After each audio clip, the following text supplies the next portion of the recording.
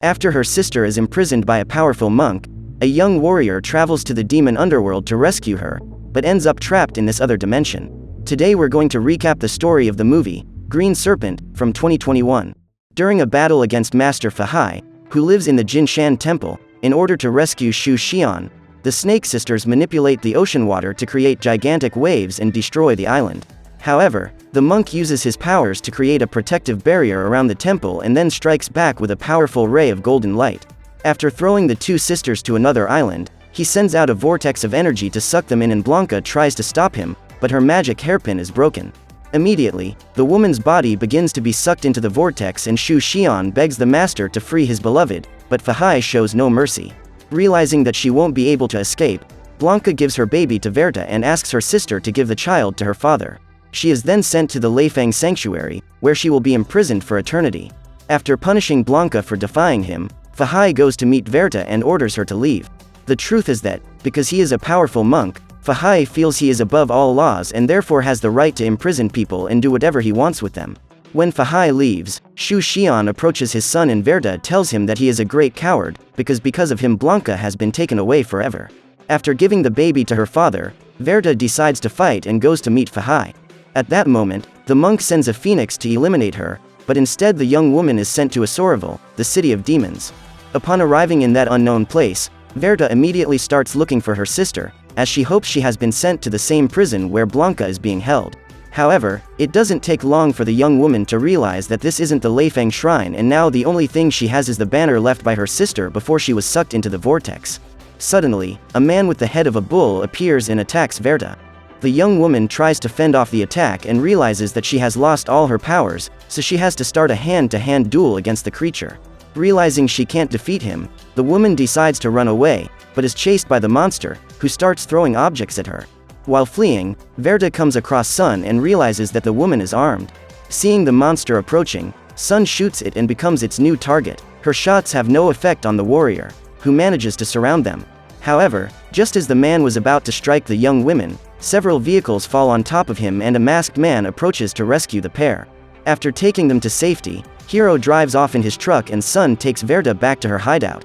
In order to get in, the woman has to deliver an offering to a giant octopus that is taking over the place, and Verta soon discovers that several people are taking refuge in the shelter. She asks who that guy was who rescued them, and Sun reveals that he's known as Hiro, because he's always saving people from demon attacks. She explains that a soral welcomes creatures from all eras and is known for being home to humans, demons, bullheads and horsefaces. 2 months ago, Sun was in the middle of a climb when she slipped and fell. When she woke up, she was confronted with this frightening world and has since discovered that demons and monsters really do exist. Despite being extremely strong and frightening, these creatures can't change shape and don't even possess magical powers. When Verta tells him that she belongs to the Song dynasty, Sun discovers that she comes from a world that exists 1,000 years after that dynasty ceased to exist. After showing her new friend an update on the last 1,000 years, Sun teaches her how to handle a firearm, and Verta begins to prepare for escapes and hand-to-hand combat, since she no longer has her powers. One day, at sunset, the pair spot the Bullheads gang approaching the building and prepare to flee, knowing that they will eliminate everyone. After gathering their belongings into backpacks, Sun and Verta look for a way out and see the guardian octopus of the shelter being destroyed by the invaders. Luckily, they manage to hide and escape through the roof. When they get there, the girls are faced with a duel between two factions who are fighting over territory. While trying to escape on their motorcycles, the pair end up attracting the attention of some soldiers and are pursued. After leaving the building, the monster manages to knock them down with his weapon and they both end up in the middle of the track between the two factions. At that moment, the soldier approaches Sun and Verta rushes to help her, but it's too late as her only friend ends up being eliminated. Furious, Verta grabs her shotgun and attacks the creature with numerous blows. During the fight, Hiro is on the roof of one of the buildings preparing to shoot Bullhead to save the young woman once again. At one point in the battle, Verta is captured by the enemy and is about to be crushed when she manages to point her gun at Bullhead and shoot him. Immediately, the creature is eliminated and other soldiers from his gang approach to capture the young woman. At this point, Simon decides to intervene and eliminates one of the members of the rival faction. With this attitude, he starts a war between the two clans, but before they can face each other, countless tornadoes form nearby and both sides have to flee to avoid being blown away. Along with the hurricanes, a herd of reindeer approaches and then countless demons invade the city. These greenish creatures attack anyone they come across and, Realizing that she is in great danger, Verda runs away. On the way, she meets Hiro and they run side by side for a few seconds, until the young man has an accident and Verda has to flee without him. Suddenly, Simon appears and helps the young woman into his vehicle. She is then taken to the clan's hideout and discovers that phenomena like this happen quite often in Soral. Furious that yet another human has been accepted into the group, the third lieutenant flies towards her with the intention of eliminating her, but Verda manages to capture the creature and push it into the mud. She then immobilizes it and threatens to eliminate Ruksha with her dagger. By demonstrating her strength, Verda earns the respect of the other members of the clan, especially Simon. The next morning, the leader asks the new member of his group to accompany him to the supermarket to pick up groceries. On the way, Verda sees countless buildings falling down around her and takes the opportunity to gather information about the mysterious world. She asks what kind of people are sent there, and Simon reveals that Soral brings together people who can't let go of their lives to live other incarnations. In that world, all the creatures are fighting for their own survival, so the pair are attacked at every turn by marauders and have to flee at high speed until they reach the market, a neutral territory where there can be no wars or invasions. Upon entering the store, the couple come across Hiro, who is chasing a thief who stole his flute, and Verda is happy to hear that he is alive. After stopping the thief and recovering Hiro's precious instrument, Fox, the owner of the market, introduces herself and Verda asks her how to get out of that world. At that moment, the young woman discovers that, like all the other inhabitants of Soral, she ended up there thanks to an unresolved situation that torments her. According to Fox, the only way to escape from there is to dive into the well of liberation in order to break the bond that is holding you to that world. The problem is that almost all humans give up before jumping, because they see in the water what torments them the most. Seeing what happens to a young girl who decides to jump into the lake, Hiro approaches the water, but can't remember what his obsession is. Verda's obsession is her sister, and she refuses to jump into the lake because she knows that she will have to forget Blanca's existence in order to free herself. As she and Simon prepare to return to the clan's hideout, a new demon attacks Soral and flies towards the market. Once again, they have to flee and run into the shelter. It doesn't take long before demonic souls invade the hideout and everyone who is bitten by them turns into a demon. To avoid the attack, the group has to run to the elevator and down to the lake. At that moment, one of the survivors who was bitten transforms and attacks another member of the team. So Verda and the others have to hide to avoid becoming the next victims. In an attempt to save the young girl, Hiro ends up attracting the attention of one of the monsters and Simon cuts off the creature's head to free the young man. After the attack, Simon's vehicle is destroyed and they have to walk back to Soral. As thanks for being saved by Hiro once again, Verda asks Simon to accept him into his clan, and the trio manage to reach the hideout unharmed, but discover that an invasion is taking place. The bullheads have invaded the shelter and are now in a battle against the Rukshas, who end up being decimated by their enemies. When the trio finally manages to get out of the shelter, a new cycle of calamity begins and a flood approaches. While they are trying to escape from the huge amount of water, new demonic spirits approach and Hiro ends up trapped in the ironwork. At that moment, Verda has the chance to repay the favor the young man has done her and risks her life to save him. Meanwhile, Simon runs away and abandons his friends. Feeling betrayed, Verda loses all faith in humanity and decides to surrender. Hiro is still trapped when he realizes that the young woman is about to turn into a demon, so he removes his mask. Upon seeing him, Verda discovers that the guy is the reincarnation of Blanca and decides to survive to save him. After pulling Hiro out of the water, the young woman accompanied him to the top of a mountain and they both breathed a sigh of relief at having come out of that attack unscathed. That night, Hiro says he remembers nothing about his past, only that he was hit by a car. After that, he woke up in Soral. Upon hearing this story, Verda begins to wonder if that guy really is the reincarnation of her sister and regrets the fact that she suffered the same fate as her. Since the battle against Fahi, the young woman has blamed Shu Xian for Blanca's elimination and vowed that if she ever fell in love, it would be with a strong and courageous man. So when she met Simon, Verda thought he might be the guy she would fall in love with, but when the going got tough, she ended up being dumped. At that moment, Verda asks why Hiro saved her, since he doesn't remember her, so the young man explains that when he first saw her, Verda seemed familiar. That night, the pair decide to return to the market to ask for Fox's help to get out of there, and Verda meets Simon again. At this point, she discovers another way to escape from Soral, which is via the Bridge of Wishes. This method allows you to leave that world with your body and memory intact. The price for escaping across the Bridge of Wishes is giving up all your obsession to Fox. In doing so, Simon also loses his desire to fight and becomes someone completely weak. Even though she knows the fate that awaits her, Verta agrees to go through this process in order to have the chance to live another incarnation with her sister.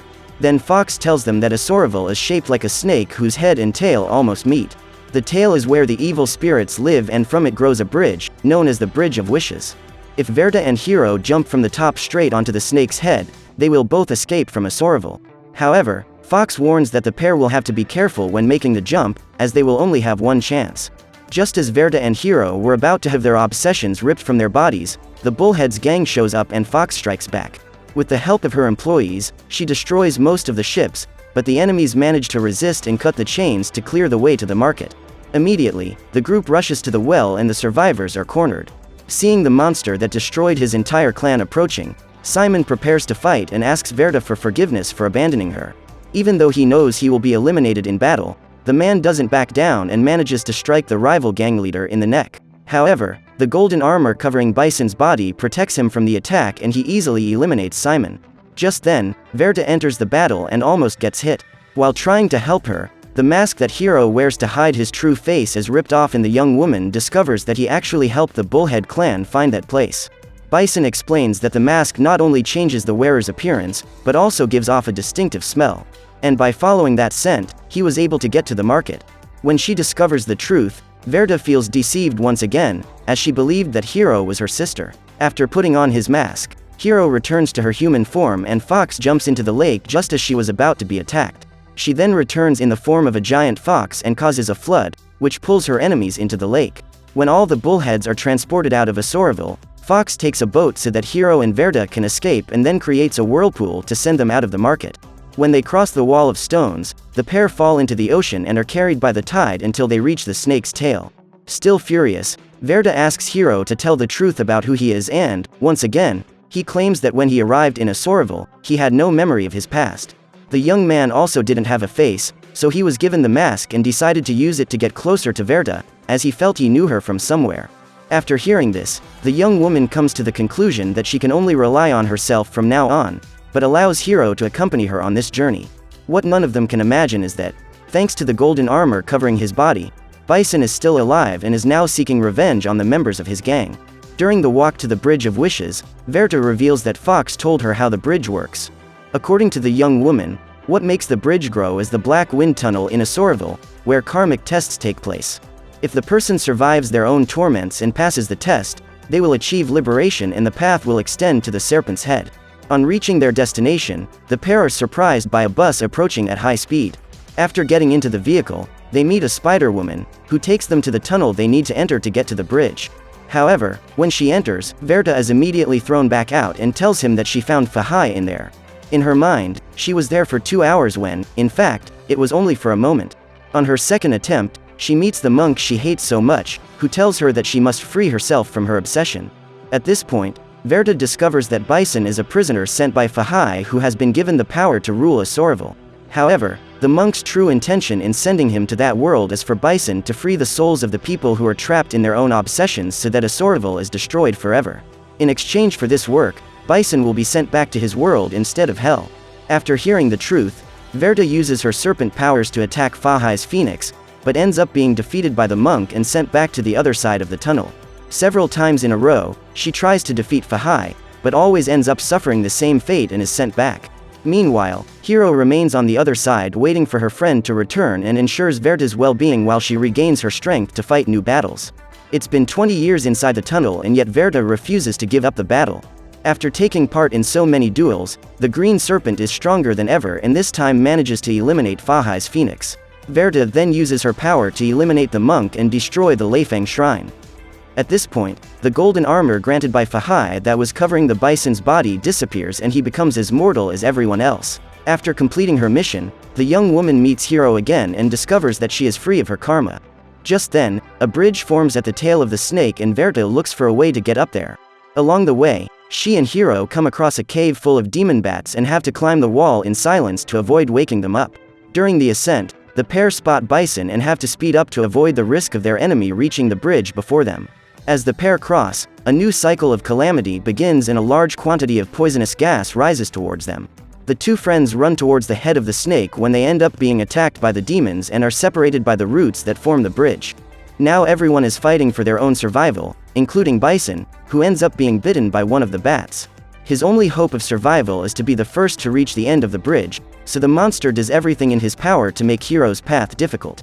When he sees her friend in trouble, Verta immediately goes to help him get rid of the demons and Bison shoots in front of them.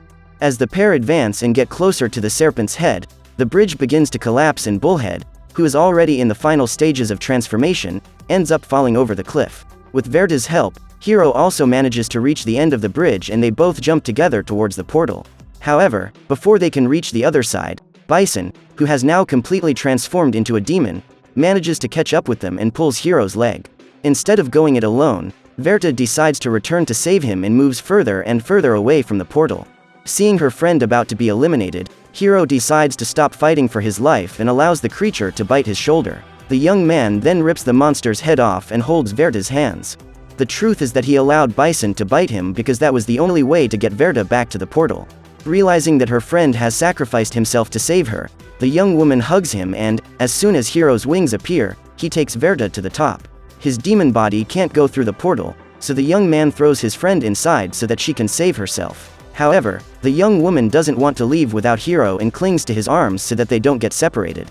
At that moment, looking at Verta's face, Hiro realized that it was she who was in the well of liberation. Then the young man's body is dematerialized and the mask comes off his face. Seeing his friend's flute floating around, Verta decides to pick it up and take it with her to the human world.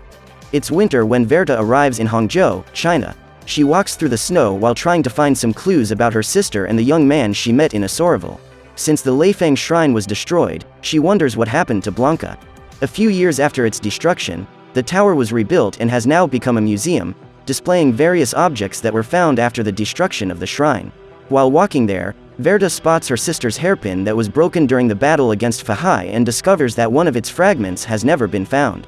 That day, she manages to steal the staple and discovers that the missing fragment is the one that makes up Hiro's flute. By putting all the pieces together, the magic clamp is reconstituted and Verta discovers that the guy she met in a Soraval was in fact the reincarnation of her sister. Blanca managed to escape from the Leifeng sanctuary and spent several incarnations looking for her. Then, just after discovering the truth, Verta hears a familiar voice calling her name and, looking back, is thrilled to see her sister. Now her search is finally over. So what did you think of this movie? Leave it in the comments below. And if you liked the video, like and subscribe for more movie recaps. See you next time.